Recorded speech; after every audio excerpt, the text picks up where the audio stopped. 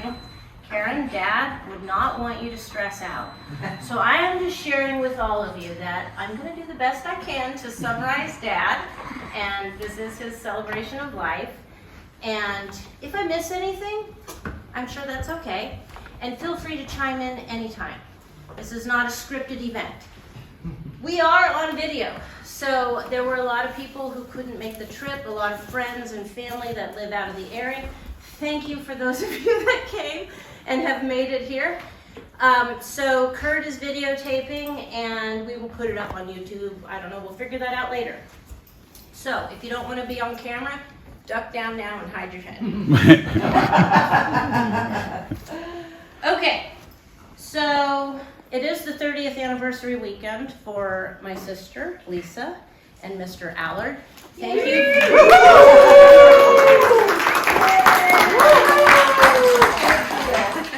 Thank you, both of you, for embracing this add-on. We appreciate that all of you who were here for the anniversary that may not have known Dad are here with us. Okay.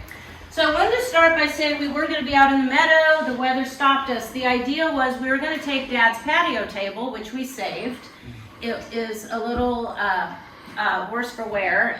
We had saved it, and our idea was we were going to set it up in the meadow. The meadow is down by the house that's now called the CNC, and it is adjacent, and that is where Damon rests. Damon, for those of you who may not know, had passed away, and we had his celebration here and planted a tree in Damon's honor. So our thought was we were going to be down in the meadow. We are here today because, you know, we just roll with the changes. Because it's Oregon. Yes. Because it's Oregon. So one thing I cannot control is the weather, and trust me, I'm so upset about it. So thank you guys for opening up the inside of your house. So what we had done is Eric couldn't make it. Eric and family are in Amsterdam. So it was a little challenging for Eric to be here today. But what Eric and I had done is, following the passing of our father, we set Dad's patio table decorations aside. So this is not Dad's patio table, but what it is we took the various pieces that were present on Dad's patio table, including his ashtray with the last cigars that he had smoked, and I kept it all wrapped up because not my favorite smell. Dad's, bucket where we kept the matches, because it is Oregon, it is outdoor weather, and if they got wet, they would not strike. So we kept them in a Tupperware. And this cactus that was a gift to him from Mom that graced the presence of his patio table for the last period of time that he was with us. And then, of course, his Green Bay Packer decorations. I was notorious for always buying them for him. He loved them. I'm not really sure where this came from, but it sat out on the table. Lisa, this was Lisa's contribution to the patio table? Dad wanted Christmas decor the first year that we were here, so I put that on the table, and then I went to take it away in January, and he said no. So this sat out on that patio table for 4 years. 4 years. Okay. So out in front is I don't know that we unwrapped it. It's still wrapped in the garbage bag. Okay. We did not. Yeah. I don't know what you want to call it, but it's this metal bucket. The idea was that Dad would take his ashtray where he did we limited him to 3 cigars a day. If we did not limit him, he would have been just nonstop. And I'm like, Dad, you're going to make me go broke. I'm buying you cigars. It'll help from some secret, angels, but please. So anyway, we limited him to his 3, and the idea was that he would fill this ashtray and dump them in the little metal thing. But as Lisa can attest, Dad being Dad, he would just dump. I'm outside, I'll just dump, and there was a little cleanup. Yeah. That was the idea, and that's outside. The other thing outside is Stogie Bear, which is this nice woodcut piece which graced his patio just for the last couple years. Kind of cute, little bear. Okay, so that's the idea here. We saved some of his favorite things. He worked briefly at Starbucks, and he had one of their hats, and the Moxie. Anyway, I have a couple pictures here. Leonie couldn't make it, Eric's oldest. So picture of Dad, Eric's 2 youngest are with us photoed. Ophelia and Jackson. And I don't have a picture of Wanya, but there is a picture of Eric's second around here somewhere. I just wanted you all to know his family's here. Okay, that's the scene and his referee shirt. So up here on the table are, I want to thank, thoughtful cards that got mailed to us by people. And the flowers are a gift from Jenny. Jenny Dietrich, she couldn't make it and wanted to make sure something was here, so I'm gracing the table with some flowers. And I wanted to share with all of you that a lot of people made some posts on Facebook, so there's some stories, you can check those out, lots of articles about Dad. I have to give a big shout out to Uncle Leo. Those of you that know Dad might know that he did a calendar. So this is a sensational seniors calendar from 1991, and what he was doing is he was honoring women that were aged 50 to 75-ish in a very classy, formidable way. So some of you might have been aware of it. I don't have a copy of the 1990 calendar. He actually did a couple years of this. He had these ideas that he was going to be really famous for doing this. So anyway, I have to thank Uncle Leo. He saved one. Uncle Leo lives back in Wisconsin and actually had that, and they overnight mailed it to me so we could have it here today. So I wanted to make sure we give a little highlight of Dad's life. So I wanted to introduce Merlin. Some of you know Merlin, some of you do not. Merlin is a lifesaver. Yes. Lisa is a lifesaver. So basically, Dad got diagnosed, and Lisa has been giving care to Dad for a number of years. Merlin has been a staple out here at the farm 1 day a week for I don't know how long. A couple of months before Dad got diagnosed. Right? At least three. Yeah, it started in the summer. So all of a sudden, Lisa needs a hip replacement. So we have Dad's diagnosis. Dad enters hospice. Lisa's going in for a hip replacement. I'm here. I'm working in San Francisco, being required to be at my office, and Lisa and I are on the couch in there, and I'm like, "Whoa, what am I going to do?" And I'm like, Lisa's like, in the end, Lisa threw Merlin at it. This man is a lifesaver, and he helped us take care of Dad to the end. So, It was a pleasure, I gotta say, most of the time. he got along very well with Dad, called Dad Grandpa. Asked Mom if he could call Mom Grandma. And I would like to thank Merlin now. Merlin is going to just highlight a little bit about Dad's life. So, cool pictures on the back here, and I'm not gonna show the front because it's a lot of, I wrote a lot of notes down. So, the life of Max Wegerbauer. Born January 16th, 1936 in Cudahy, Wisconsin.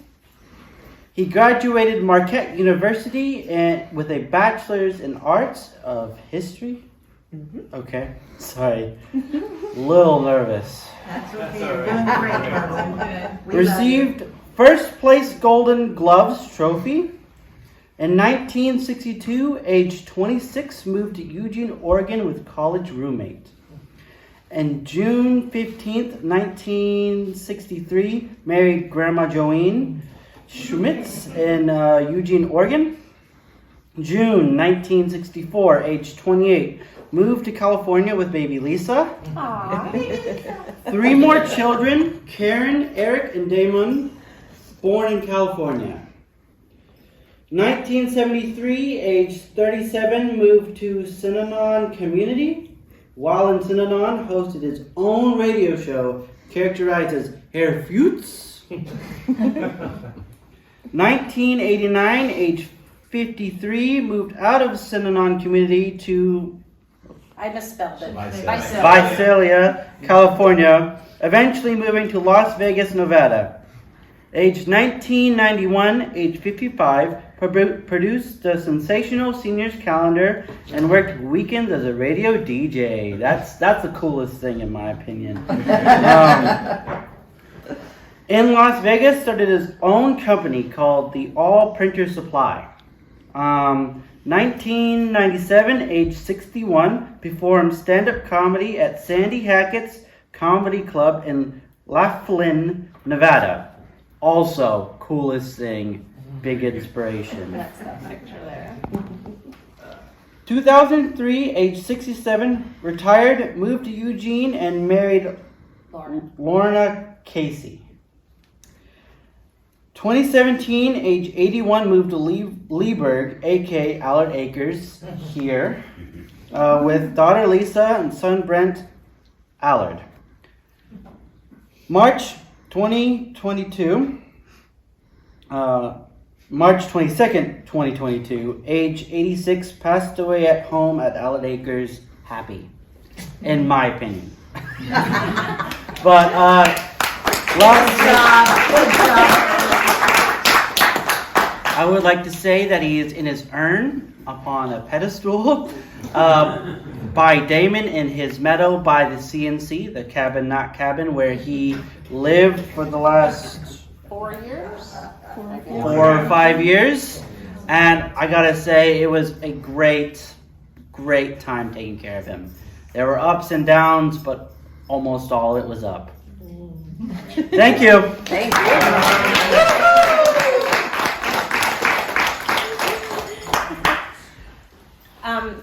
Dad, thank you, Merlin. Oh, totally. So, Dad was quite the collector of Green Bay things, anybody that knows him, and I want to make sure you all know there's a table in the other room with a lot of Green Bay stuff. If you want anything, please take it, because we have plenty. We're all good. And we also have quite a few cigars.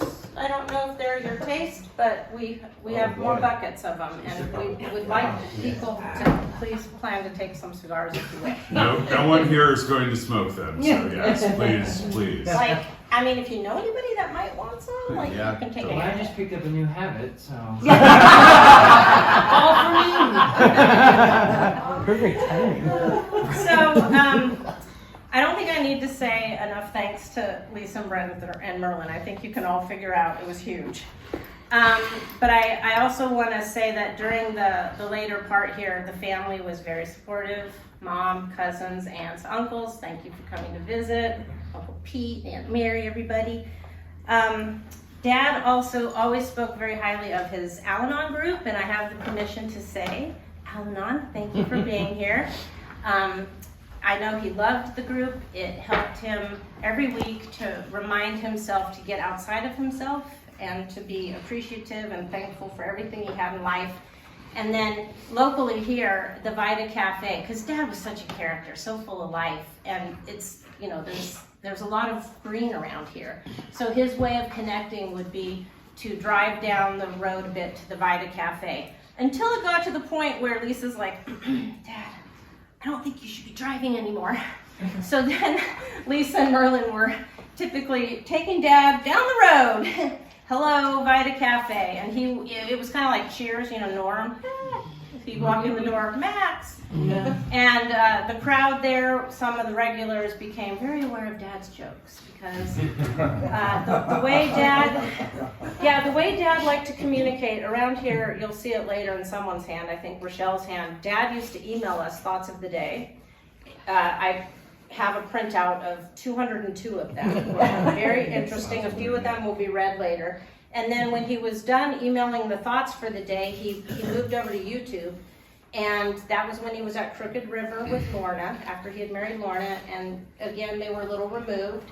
And so he did his daily something and ended with an affirmation. So you can find those on YouTube on his channel. He leaves us with that as a legacy. So there's a lot of Dad around. Now, someone that could not make it that wanted to be here is my cousin Jim Wegerbauer. And Jim, for those of you that know him, is a writer. And since Jim could not be here, we have a stage performance. So I'd like to introduce Venus, who is going to bring to us some of Jim's writings about Dad. Karen, could I interrupt a minute? Yes. Could we just let everybody know that Venus and Nigel, mother and dad of this amazing Merlin?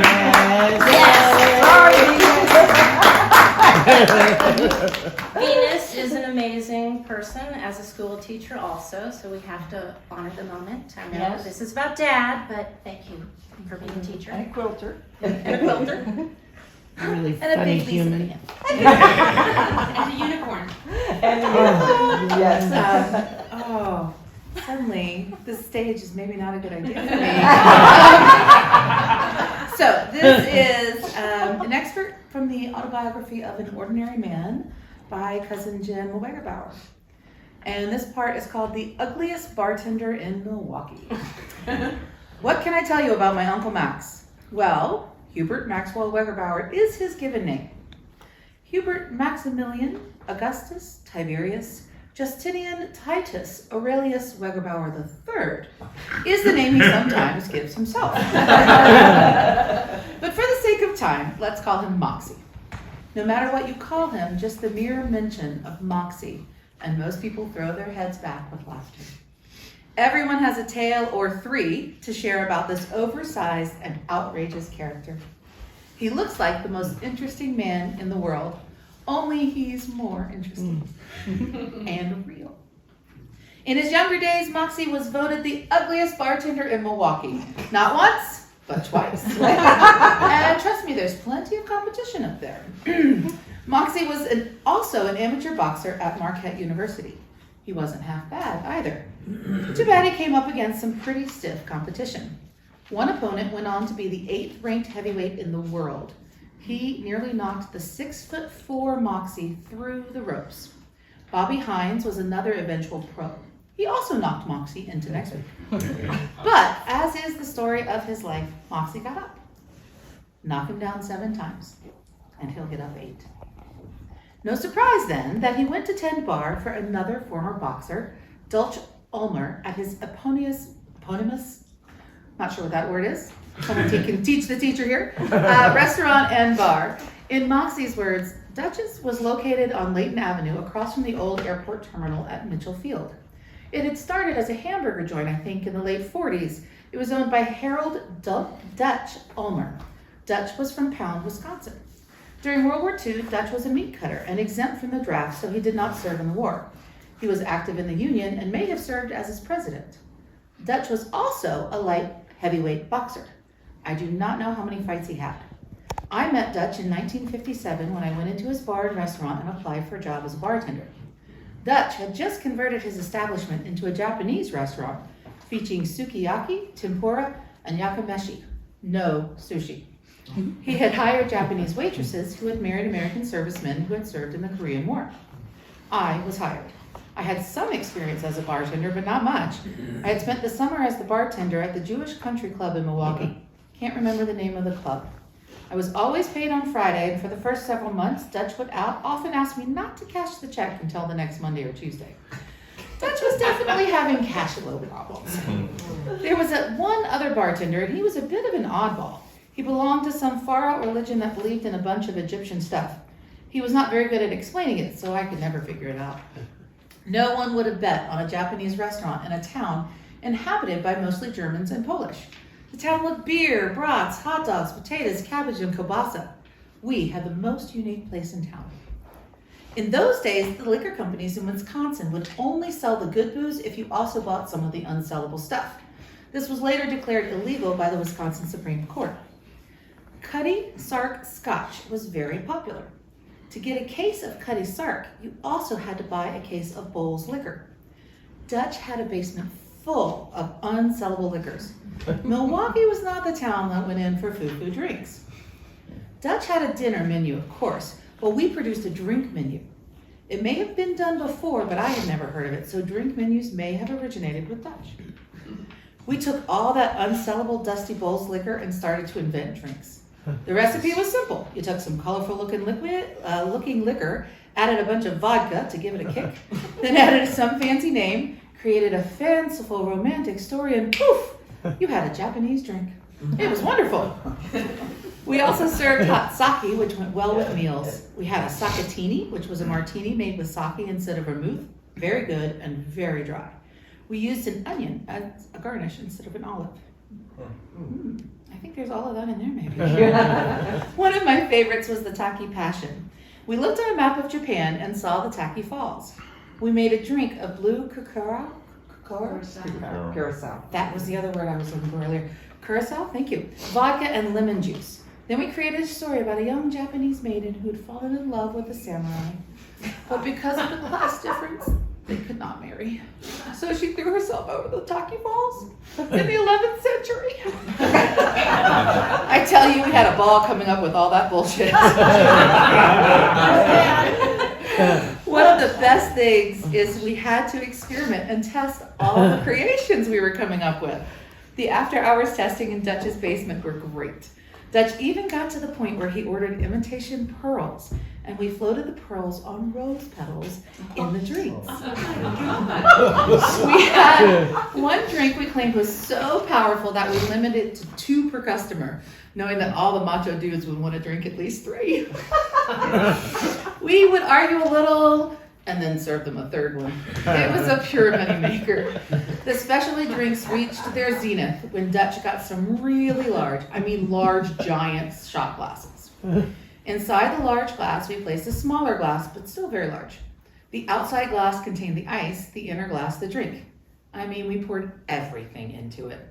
We floated the rose petals with the pearls on them. We lit sparklers and stuck them in the eyes. We had large bamboo umbrellas stuck in the drink. In the restaurant, you took your shoes off and sat on the floor. So one of the waitresses dressed in a kimono, of course, would walk in front of the drink and ring a gong. The drink was so large, we had to put it on a wooden wagon and pull it into the dining area. It was outrageous and so much fun. The drink had flexible straws, so you reclined on the floor and you sipped your drink in luxury. What a kick. As bartenders, we wore happy coats, a loose-fitting outer garment. It was held in place with a sash tied at the waist. The sleeves came to the elbows and were large. We were shirtless underneath, and chest hair pulling became a local sport. We also grew goatees. Now, at this time, no respectable person grew facial hair. If you had facial hair, you were either a radical or worse, a hippie. Because of our character and stature, Dutch and I helped change that type of thinking, and facial hair became acceptable. And that was Jim's, per Max, those were Max's words, and Jim says, "Ha! With that kind of flair for hoopla, is it any surprise that my Cusbro Moxie's son, Eric, went into advertising?"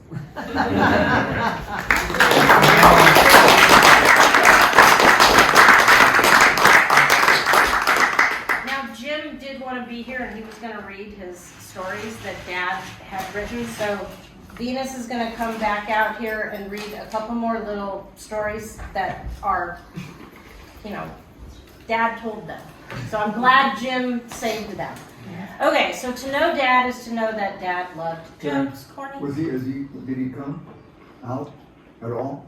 Jim? Before Yes, Jim was able to come visit with Dad when Eric was here.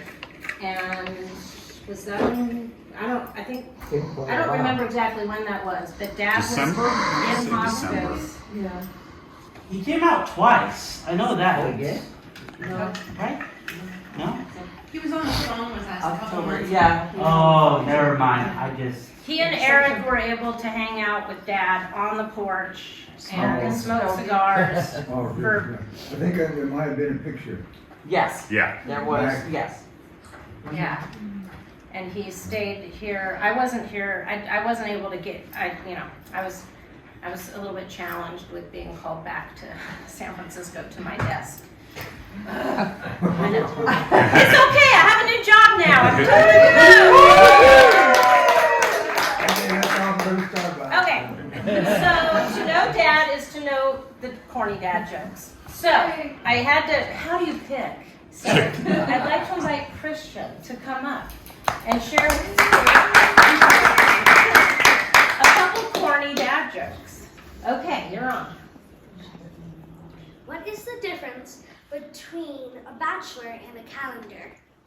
What? A calendar has dates.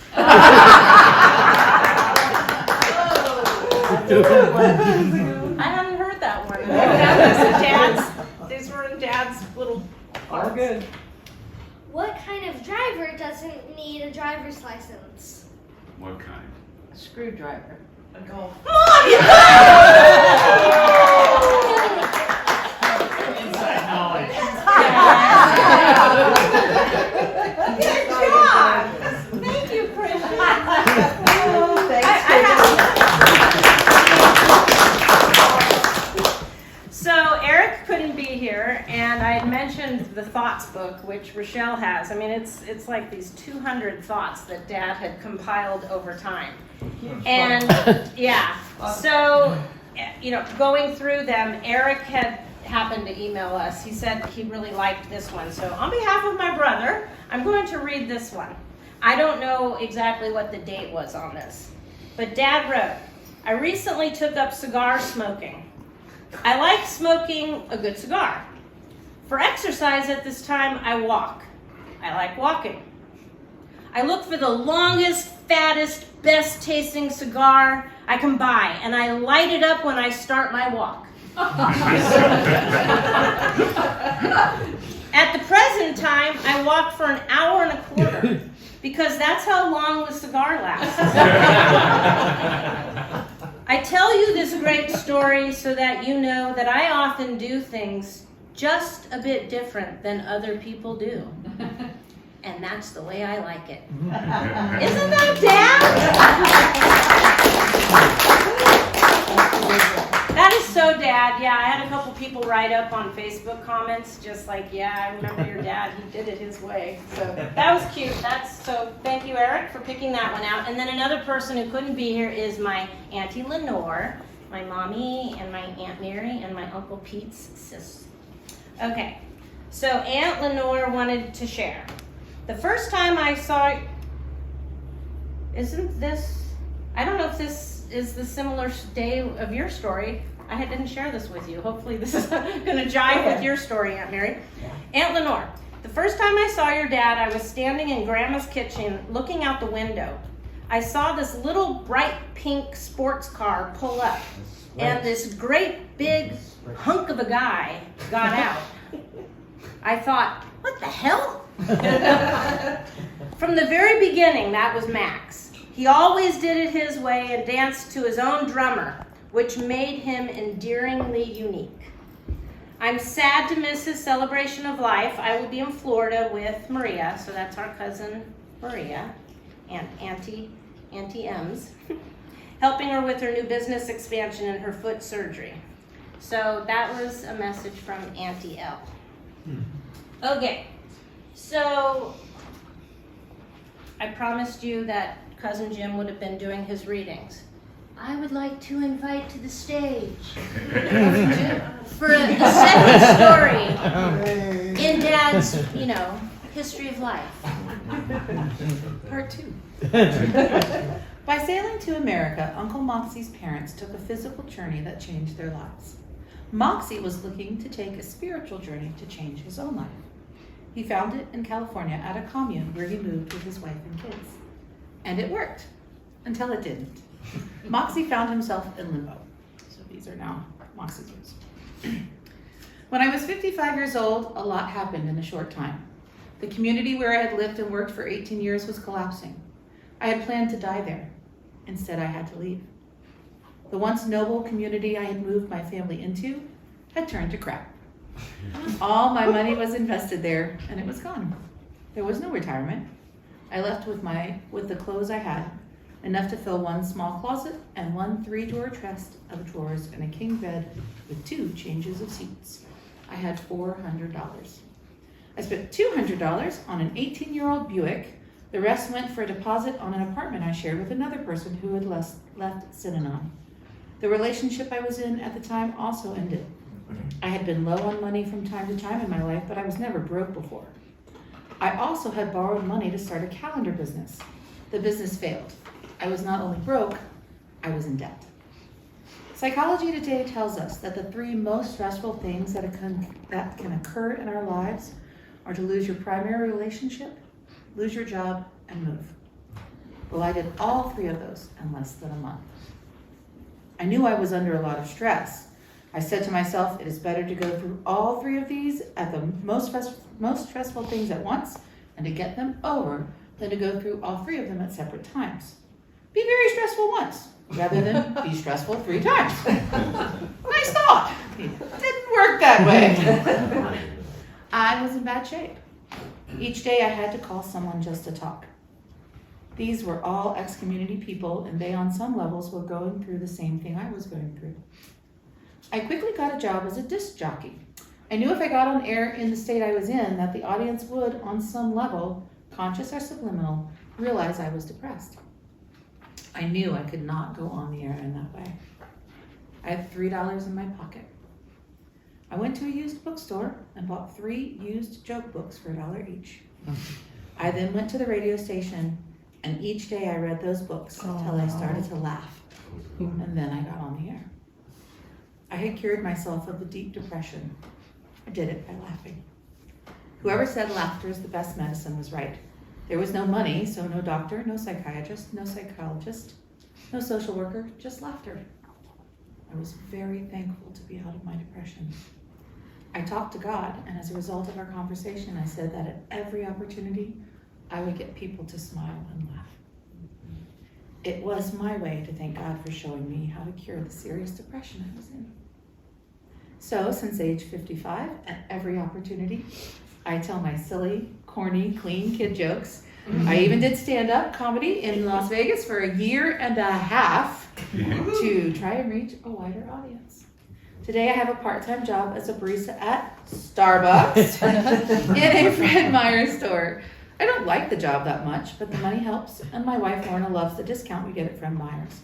But the main reason for keeping the job is that every time I work, I get to help about 200 people smile and laugh that day. Life is good, and thank you, God. Jim says that Moxie became such a fixture at Starbucks that the local paper did an article about it.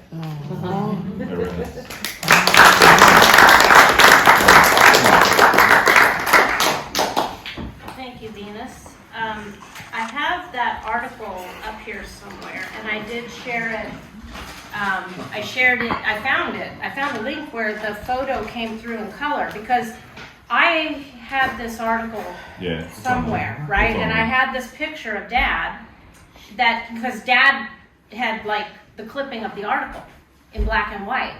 And I just like last week went online and I got it in color and I was like, oh my gosh, there's my dad in the green apron, you know? And it was kind of, I don't know, I mean, I just started with Starbucks and they sent me green apron even though I don't wear it. And I was like, how cool is that? I got a color picture of my dad in the green apron and here I am in hopefully the last job of my life. And anyway, so thank you, Venus and Jim from a distance. Okay, so I have a couple people who wanted to say things and are reading a couple more of Dad's thoughts, but let's start with Auntie M. I just wanted to say that I was the person who introduced Max to my sister.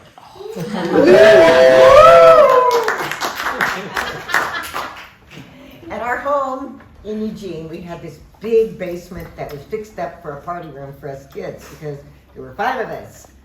And it was a good place to get away from everything and everybody. And, is that mine? No. And have fun. Car warranty.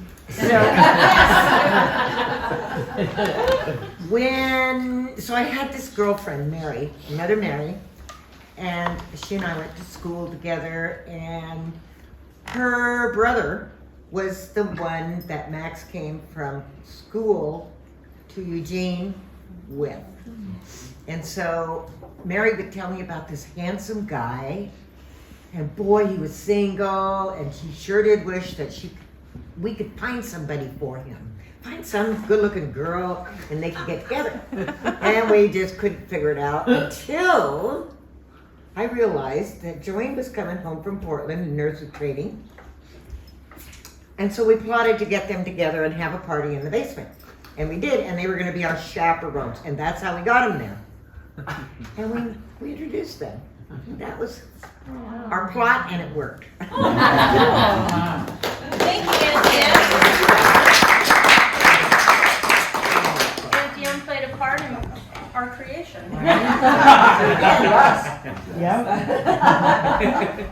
Okay, so, and then here comes Danny making her way, because I have Danny's.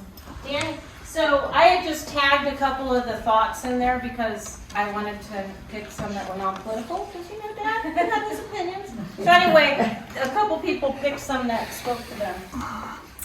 Hello, so I'm Danny, I'm the cousin, I'm the youngest of 14 cousins. So Yes. I'm the baby, kind of like Uncle Pete. And her father is the oldest Yes. of all the kids. So Interesting. Bruner, followed by Mom, and then Lenore, and then Mary, and then the baby. Pete. I just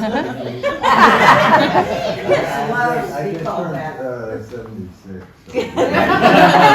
Yes. Still, it doesn't matter how quote old you are. You're still So the of youngest. all The of those, we're, and so my brother is also the oldest of 14 grandkids, which is, and we're all in our 50s right now, which is minus 2 Wow. as we've lost Yes. Damon and Michael. Michael. Yes. Yes. So anyways, that's who I am.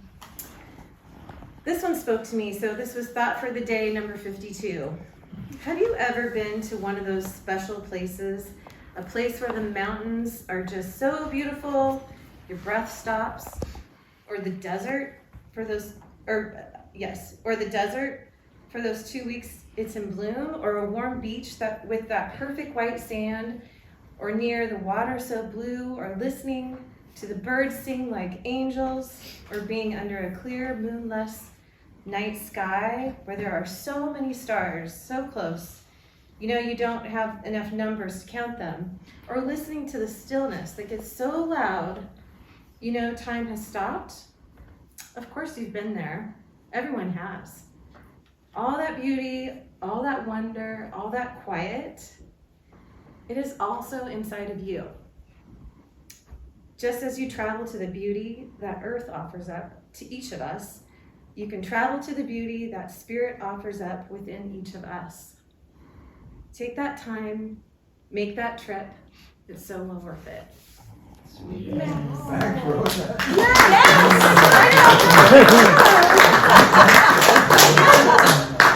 He was deep. And just so you guys know, he used to refer to me, I got to know him really well in the last few years. And can I say this story? Of Yes. course. You have to. Whenever I would come into the room, he's like, "It's my wife." Because I'm 50, single, never married, so I guess he felt sorry for me. So he was like, and then the best part was the last trip to Vita Cafe, and he's like, "Here's my wife," and I'm like, "Oh my god!" And then these two were like,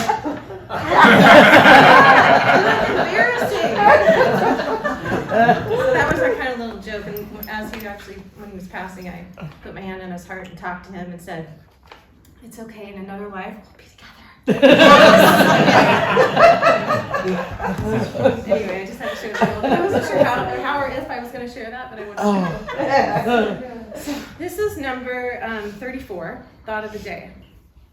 Life is like a block of wood. Your whole existence, you are carving on that block. The sculpture is a representation of your life. Some people look at life and decide what they want, and they carve something that pleases them.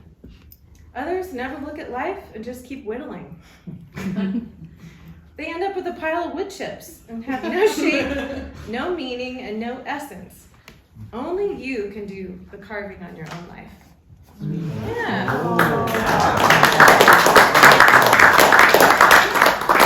No, thank you so much.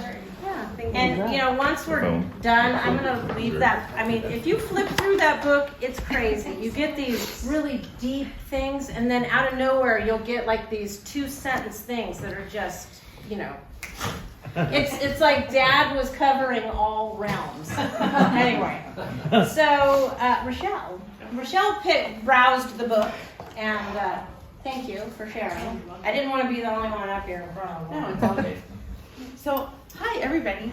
You know me as Lisa's friend for 18 years, and part of this lovely family, I'm glad to say.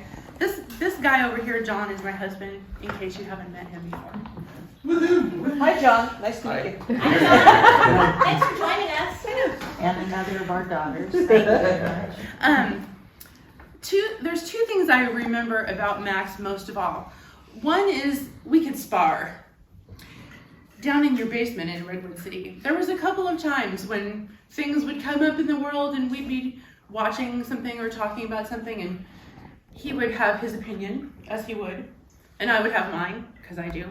But when we sparred, it was always kindly and interested, like he listened, and he was a very wise man, as you know, and good-natured. So it was, those moments were actually nice. And he always had that twinkle in his eye, you know. The wink, wink. There was something a little bit naughty about him all the time. Just, I mean, you know. Right? I'm like, okay, Max. So, but we love him and enjoyed him every time I saw him. So I picked 2 of these, which I will read to you now. This one was written in April of 1994, number 65. I grew up thinking that every action, every thought, everything was either good or bad. It took many, many years for me to realize that this is not true. Many actions, many thoughts are neutral. My God, did knowing that most actions and most thoughts are neutral make life easier? I then took the words should and could out of my vocabulary. These 2 words create guilt. I should have, I could have. No should, no could equals a lot less guilt. Life is a whole lot more fun with all of that guilt out of the way. Ooh. And if he was here, I would say, Shakespeare said to us, nothing is good or bad, but thinking makes it so. So there. So there. Okay, and this was written in August of 1994. I used to look outside myself for what made me feel good. The perfect wife, the perfect job, the perfect lifestyle, perfect children, which I'm pretty sure he got. Oh yeah, sure. Perfect friends, and on and on and on. Then I discovered that to please myself, I had to start from inside myself. I learned to like myself. I learned that if I liked myself, I didn't have to depend on things outside of myself to please me.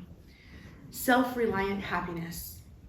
The next part of it is that once you are happy, it is easy to spread it around. Try it.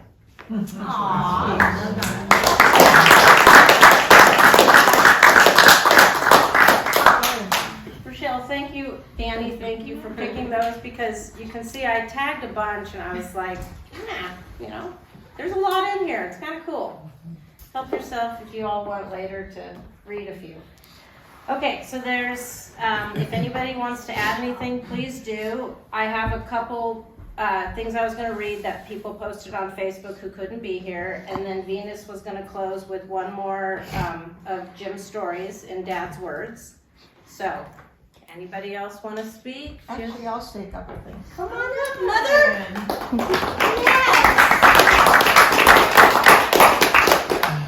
I know somewhere in Cousin Jim's writings, he told about the name, the long name, okay? And he repeated that this name I'm going to tell you, he told me, and it was just a bunch of lies. Well, to this day, I still believe it. His name is Hubertus Maximilianich Leopold Christopher Wegerbauer III. And then he would add, and we're related to Austrian royalty. He said, but my grandparents told me that it was because there was some scooty pooping in the tall grass across the railroad tracks. So that's how he got the name. And the other thing is, I think of all the jokes, my very favorite is, why did the mother, what happened to the mother cat when she swallowed a ball of yarn?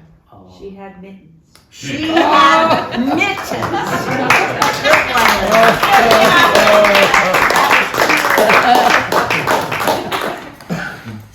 So when Dad passed, Merlin and Lisa and Eric and I were with him we were all here, and we were taking shifts down at the house. We made sure 2 of us were there always.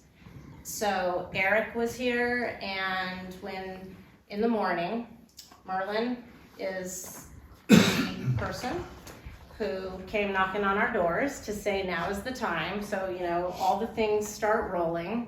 We had a great hospice had been amazing. They had armed us very well. Anyway, so things are happening, and we start, going through all the papers. Because we knew Dad had all these jokes written on 3x5 cards.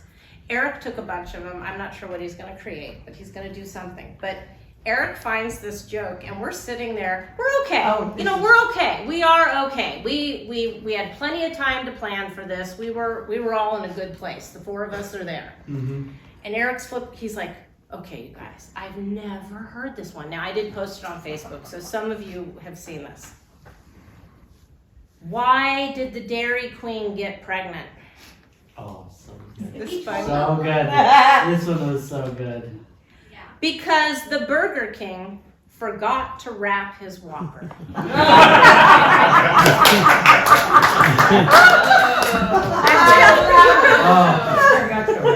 don't know, it was probably like 10 o'clock in the morning. We're just sitting there waiting for something to happen. We are cracking up. It was great. I don't know how none of us I had never seen that. I had never heard that. I don't know when he wrote that. It's so funny. Okay, so I have, from Facebook, I have something from Jerry Coombs, which some of you know. Stepdaughter. And friends from Synanon made a comment, Vonnie Domazlicki, because some of you know Vonnie and Gary Domazlicki, and then also from Ellen Broslowski. Okay, so Jerry Coombs, she said, when we were sitting around the table during a holiday visit, Max said he wanted to write a book about the good things about being single. I think he wanted to both encourage us and make us laugh. I said that when you're single, you can make a salad with lots of good vegetables, and you can eat them all without worrying that you're hogging all the good stuff. Max laughed. He was always laughing and trying to make other people laugh so they would be happy too. And I just found that consistently when people were putting up stories as dad, because as a kid, I didn't always notice. I mean, he was just my dad. So to hear from other people, their memory. Anyway, so Vonnie wrote, Gary and I remember well the probably politically incorrect Herr Foots on the local radio station in Visalia. Now, I remember him doing that on the Synanon radio station. I didn't realize it was also on his Visalia DJ cast, but I guess so. Max was not afraid to be himself, and we love that about him. His calendar of mature women was gorgeous, a real treasure. God bless him. And so she couldn't be here because she's preparing for a memorial for her own sister. But that was a nice little mention. And then Ellen Broslowski had said, your father's such a hoot. He's indomitable and always his own man. Nothing was sacred or too serious for Max. She never saw him angry even in the game. And if you don't know what the game is, you can ask one of us from Synanon. He could always be counted on to bring lightness and laughter into any situation. He was creative and clever and simply a big man and a good man. I feel lucky to have known him. So, anyway, that, other than in closing, Venus reading the last story of something in Dad's words, that's my piece. Good one. Could I actually say something real quick? Yes. What? So I forgot about this, and it was I thought it was the best. One of Grandpa's favorite jokes was what happened when the fish slammed into the wall. Yeah. What did he say? What happened? Damn! He said damn. That's what the fish said. And in those flashcards, those index cards, that was the only joke he wrote twice. Well, he said it about 7 million times. Oh, yeah. I heard that one more than any others. All right. Okay, so Jim says, as far as his legendary canon of jokes go, I have to say the humor is more in the telling than in the jokes. What did the fish say when it swam into the water?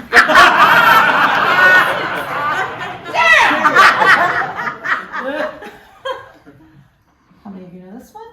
What did the father buffalo say to Junior when he went off to school? Bye, son. Nope, there's not a dad joke. Moxie doesn't know, and no one tells them better. Usually with a cigar as a prop. With Moxie, there's no such thing as a stranger. And he has a joke for everyone. He's like the Appleseed, the Johnny Appleseed of corny jokes. Spreading smiles wherever he goes. For years, Moxie was a star in search of a stage. Then he discovered that Shakespeare was right. All the world's a stage, and all the men and women merely players. Moxie's role has been that of the court jester.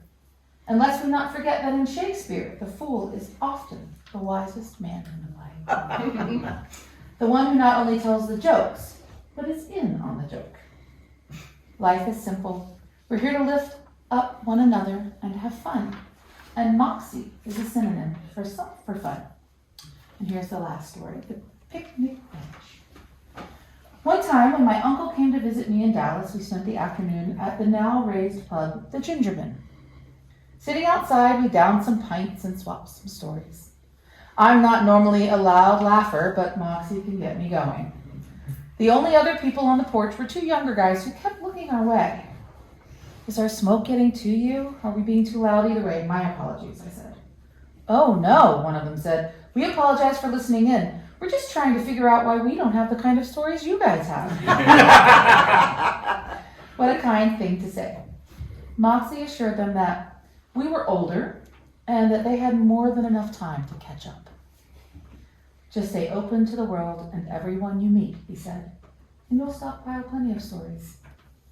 We bought them around and got back to telling our tales, followed by an evening making new ones. Sweet. Thank you, Nina.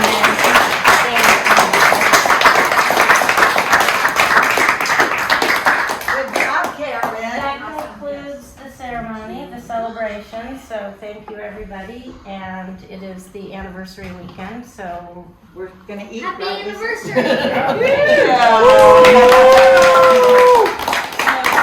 around, enjoy. There's all kinds of food. Yes. I'm gonna be the most popular on that YouTube video. Thank you for being here, making the trip.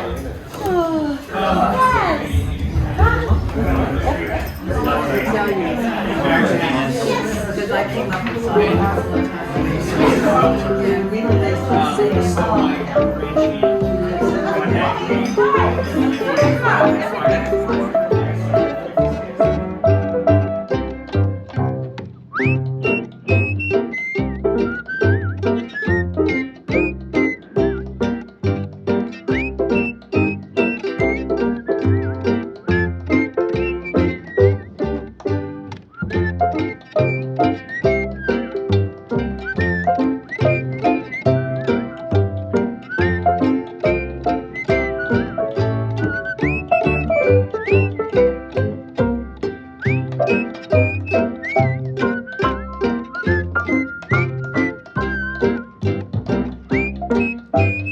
Thank